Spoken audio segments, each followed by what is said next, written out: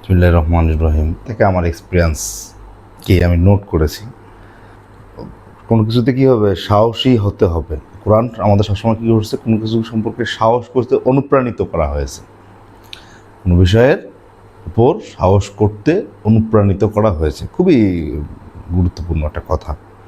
ধরেন আজকে সাহস না থাকার কারণে রোহিঙ্গাদের আজকে দেশ ছেড়ে অন্য দেশে আমাদের দেশে এসে আশ্রয় নিতে হয়েছে।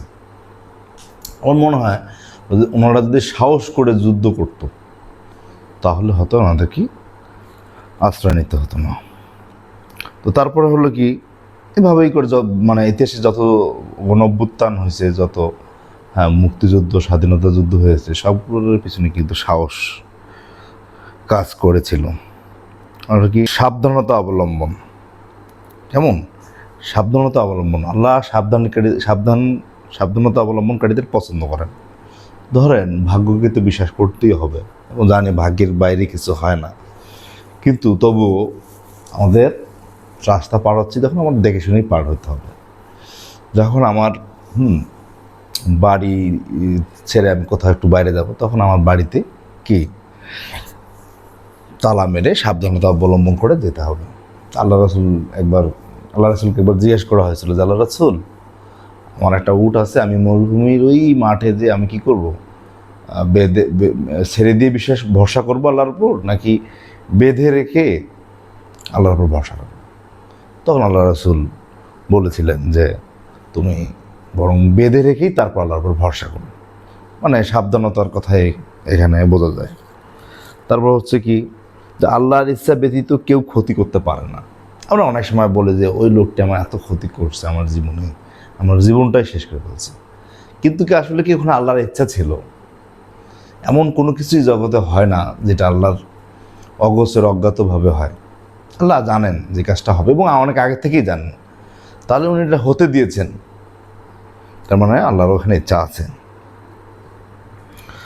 তারপর হচ্ছে একজন ব্যক্তির যতটুকু ভাগে আছে ততটুকু ভোগ করবে, কমও ভোগ করবে না, বেশিও না, তারপর চলে যাবে।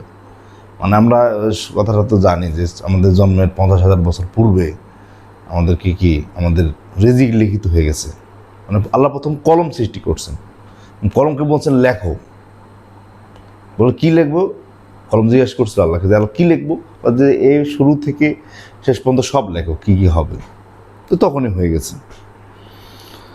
তো আমাদের ভাগ্যে যেটা লিপিবদ্ধ হয়ে গেছে যে আমি এতদিন থাকবো, এতটুকু ভোগ করব, এটা আমাদের করতেই হবে। এবং এই সব বিশ্বাস করলে আপনি মানসিকভাবে শক্তিশালী হবেন। দুঃখ কষ্টভাবে আপনাকে স্পর্শ করবে না, আপনি ভাববেন যে এটা আমার ফিক্সড করা ছিল। তারপর হলো কি, শক্ত করে আঁকড়ে ধরা, কোনো জিনিসকে শক্ত করে আঁকড়ে ধরা। আমি যেটা করছি, আমার যেটা করা উচিত, যেটা আমার জন্য খুবই উপকারী, সেটা পিছনে কি শক্ত দিয়ে আঁকড়ে ধরতে হবে। তারপর হলো কি, আল্লাহকে ভয় করা। আল্লাহকে ভয়টা কেমন? বাঘ ভল্লুক এরকম টাইপের না।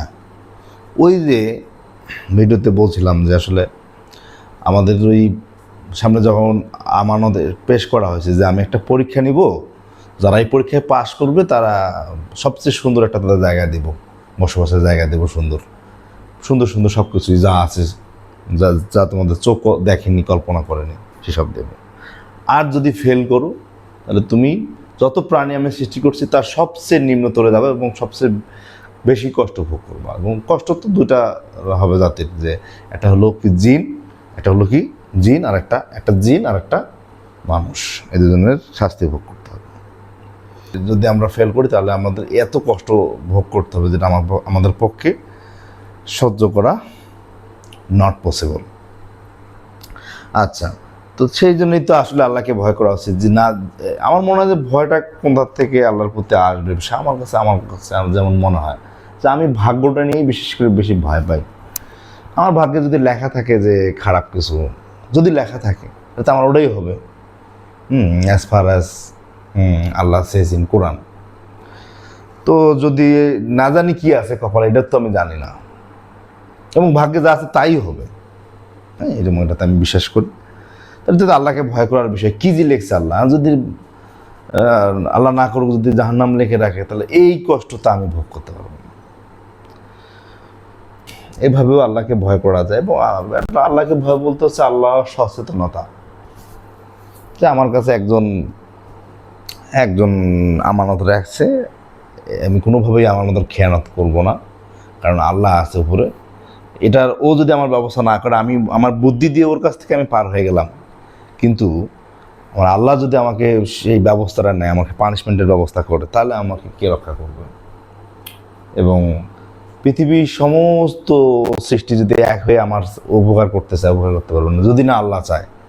আর আল্লাহ যদি চায়, তাহলে পৃথিবীর সমস্ত প্রাণী এক হোক,